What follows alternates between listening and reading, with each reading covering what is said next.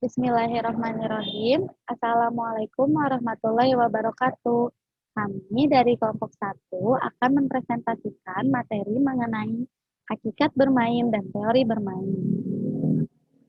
Sebelum memulai presentasi, izinkan saya memperkenalkan anggota kelompok 1. Yang pertama ada Alfiana Novi Fitriani, yang kedua ada Ayu Mutiara, yang ketiga ada Ernest Orija Satipa, yang keempat ada Nur Alia Septiani, dan yang kelima ada Xiaomi Dwi Alfaini. Untuk materi yang pertama akan dijelaskan oleh saya.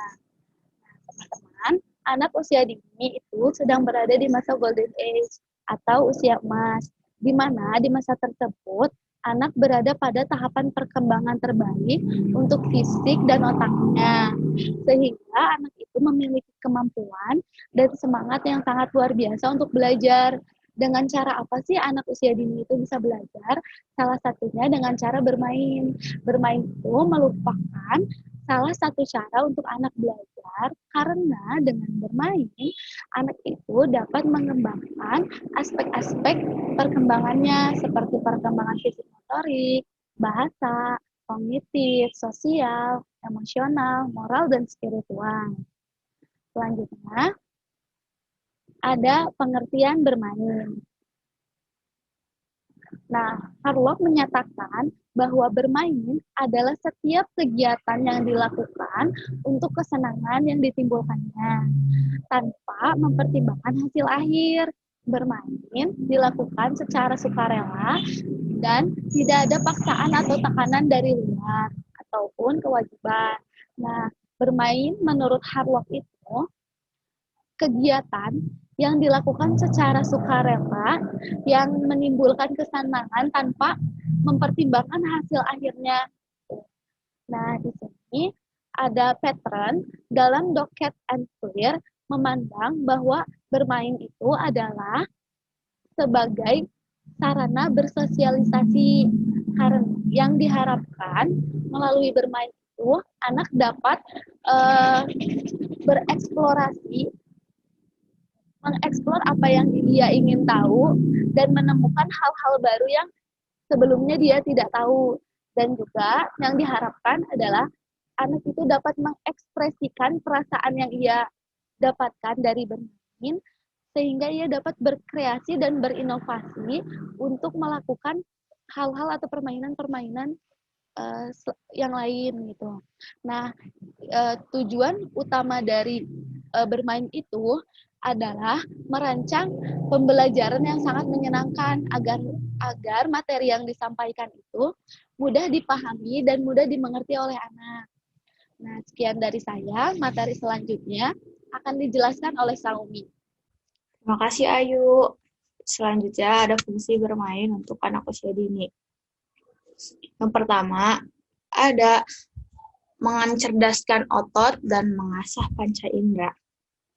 Bermain dapat memperkuat otot dan mengembangkan daya imajinasi dan koordinasi melalui gerak, melatih motorik halus, melatih motorik kasar, dan melatih fisik kinerja tubuh.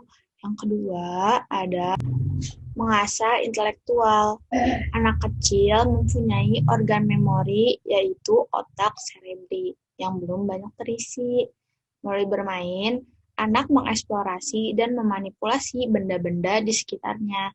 Anak akan mengenali dan mempelajari berbagai macam warna, berbagai bentuk, dan berbagai ukuran maupun berbagai penggunaan alat-alat yang ada di sekitarnya. Setelah mengenali, memahami, dan mengamati lingkungan sekitarnya, anak akan menyimpannya di dalam sel-sel memori. Semakin banyak sel-sel memori yang tersimpan di dalam otak anak, semakin meningkatkan kemampuan intelektualnya. Selanjutnya ada bermain sebagai media terapi. Terkadang anak merasakan ketidaknyamanan, sedang marah ataupun sedang benci, kesal, maupun takut dan cemas. Bermain adalah salah satu solusi untuk menghilangkan rasa kekhawatiran tersebut. Tapi tidak semua permainan boleh dimainkan oleh anak. Ada aturan-aturan tertentu untuk permainan bagi anak-anak. Selanjutnya ada bermain sarana untuk memacu kreativitas. Dalam bermain, anak-anak dapat menerapkan ide-ide mereka.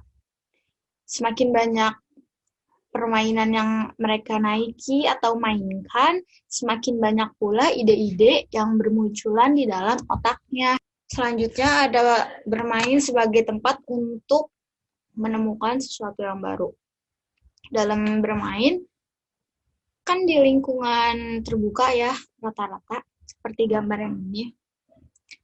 Anak-anak dapat melatih perkembangan sosial mereka, perkembangan bahasa, dengan menemukan teman-teman yang baru, dengan menemukan alat-alat yang baru, atau ide-ide yang baru dalam bermain.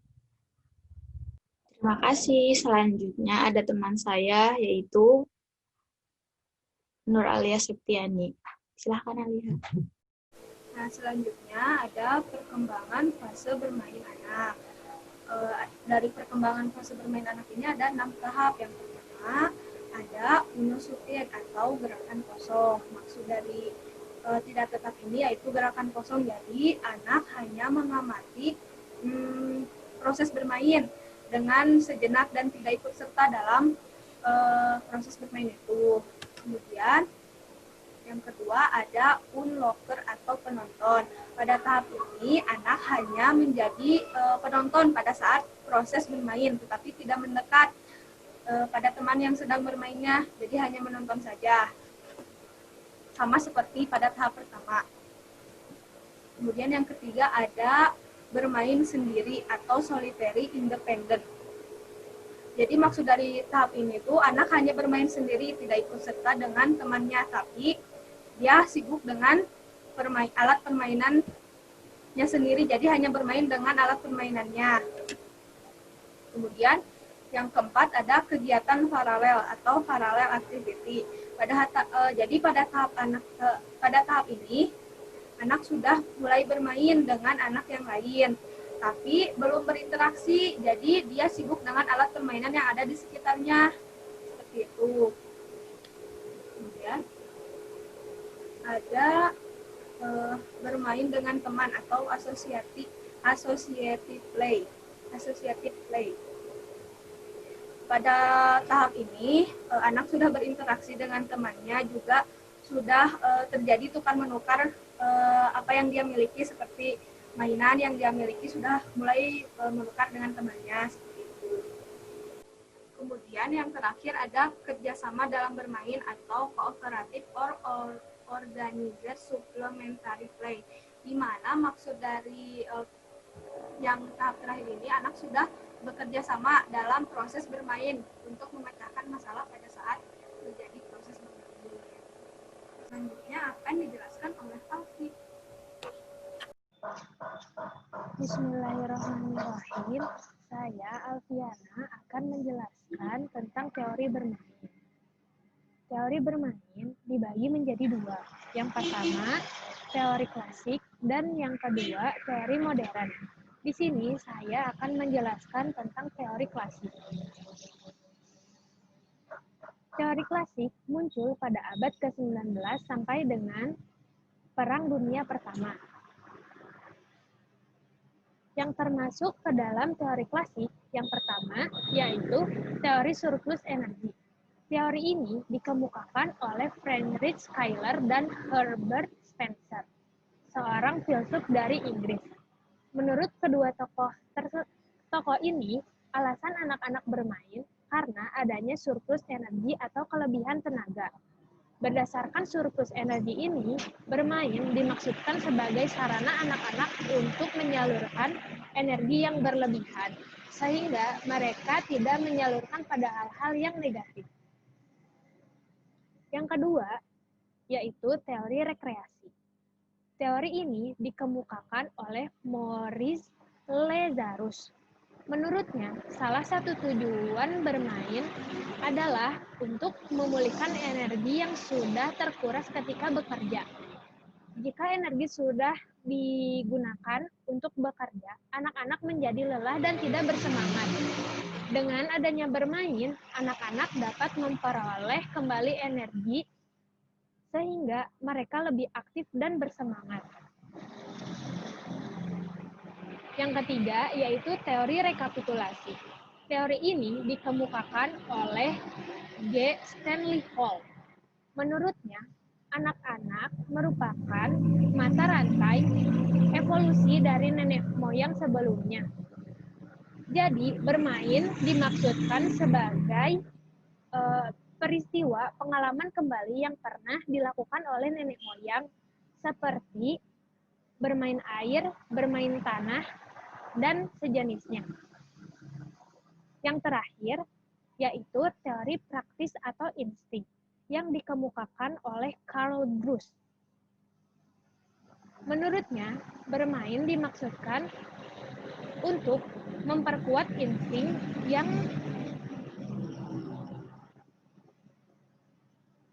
terakhir, yaitu teori praktis atau insting.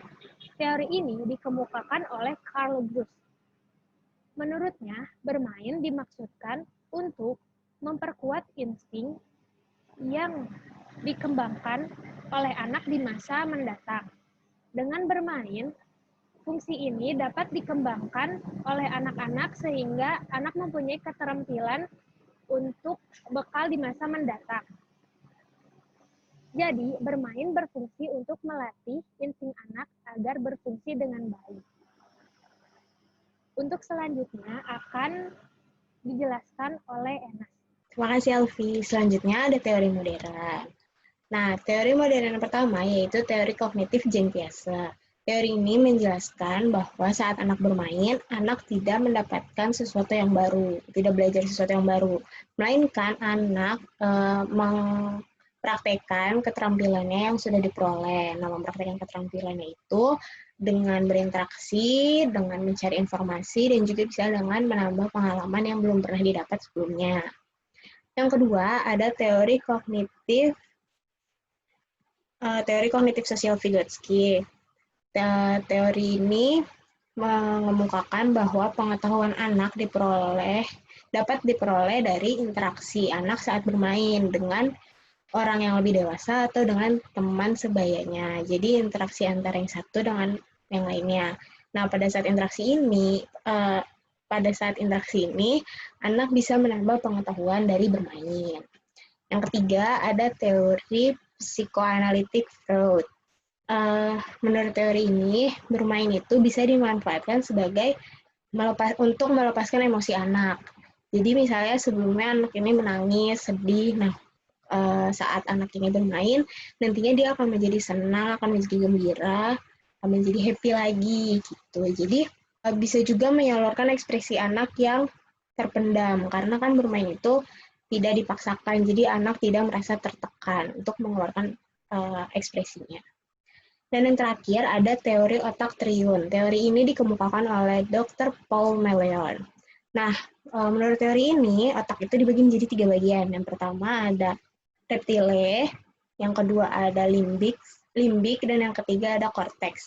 Nah, bagian reptile ini untuk mempertahankan diri saat kita sedang menghadapi permasalahan atau persoalan. Yang kedua, bagian limbik itu untuk mengendalikan emosi seperti marah, gelisah, atau senang, sedih, dan lain sebagainya. Dan yang ketiga, ada bagian korteks. Bagian ini untuk menerima dan merekam informasi yang didapat dari luar. Nah, hubungannya dengan bermain adalah pada saat bermain, fungsi otak anak akan maksimal, sehingga anak bisa mengekspresikan dirinya dan juga sekaligus bisa mendapatkan informasi dan mengubahnya menjadi sebuah pengetahuan yang baru untuk mereka. Sekian presentasi dari kelompok 1. Jika ada yang ingin ditanyakan, silakan kirim pertanyaannya. Apabila ada salah-salah kata, mohon maaf. Wassalamualaikum warahmatullahi wabarakatuh.